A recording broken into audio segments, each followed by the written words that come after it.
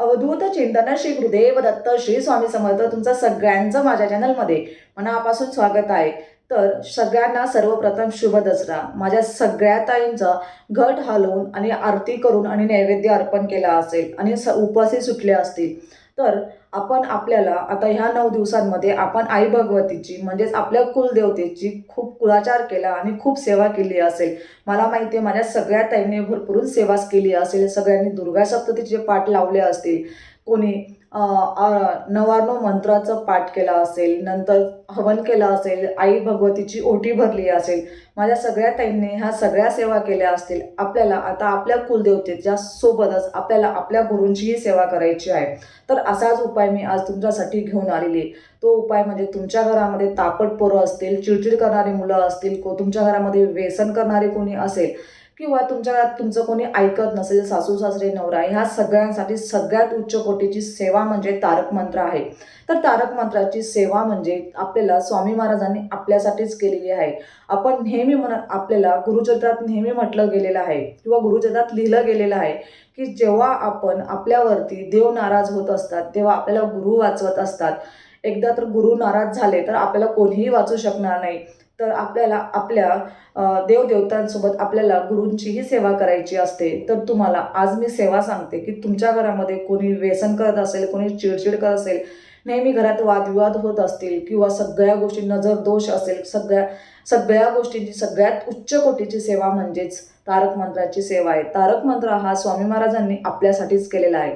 तर तुम्हाला काय करायचं आहे, एका ग्लासमध्ये पाणी घ्यायचं आहे, त्याच्यावरती उजवा हात ठेवायचा आणि तारक मंत्र निशंक हो निर्भय हो मनारे प्रचंड स्वामी बळ पाठीशिरे, हा तारक मंत्र माझ्या सगळ्या स्वामी भक्तांना माहीतच असेल.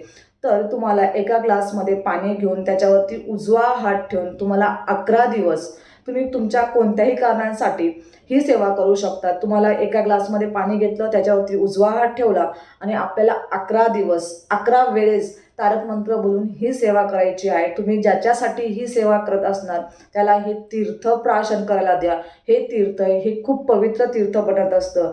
महाराजांच्या ह्या तारक मंत्राच्या याच्याने खूप साऱ्या जणांना खूप छान अनुभवही आलेले आहेत. म्हणून खरोखर सांगते मी तुम्हाला, हा तुम्ही अनुभव नक्कीच करून बघा, कारण की याच्याने खूप छान अनुभव येत असतात. आणि महाराजांचं असं आहे की आपण श्री स्वामी समर्थ ही म्हटलं ना तरीही महाराज आपल्याला कधीही कुठेही कमी पडू देत नाहीत. म्हणून स्वामी महाराजांची सेवा तितकीच खूप पटीने आपल्याला फलदायी ठरत असते.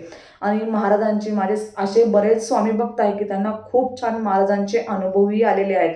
म्हणून तुम्हाला आवर्जून ही सेवा करायला नक्की सांगेल की तुम्ही आवर्जून ही सेवा करा, संकल्पयुक्त सेवा करा किंवा आपल्या घरामध्ये रोज ते निशंक हो निर्भय हो म्हणणारे तारक मंत्र आपण आपल्या घरामध्ये त्याचं तीर्थ घेऊन आपण रोजही प्राशन केलं तरी पण अतिउत्तम, कारण की ते तीर्थ खरंच सांगते खूप पवित्र तीर्थ बनत असतं.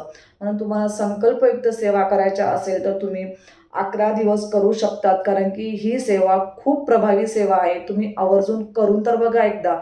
ज्यांना ज्यांना सगळ्यांना ज्यांना कोणाला अनुभव घ्यायचे असतील ना तर ही सेवा करून तुम्ही अनुभव नक्कीच आवर्जून करून बघा.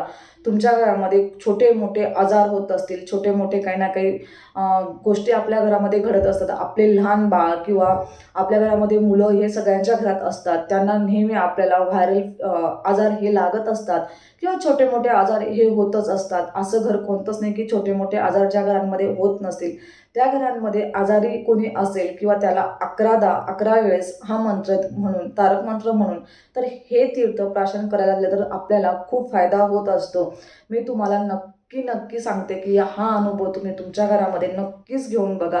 तारक मंत्र याच्यासारखी सेवा तुम्हाला खरंच खूप प्रभावी सेवा आहे. म्हणून तुम्ही आवर्जून ही महाराजांची सेवा करा. आज सगळ्यांचा कुळाचार आपल्या आई भगवतीची सेवाही झाली असेल. आई भगवतीची सेवा करून बऱ्याच जणांना खूप छान अनुभवही आले असतील. आई भगवतीचं दर्शनही झालेलं असेल. तर तुम्हाला ही सेवा तुम्ही आवर्जून करून बघा.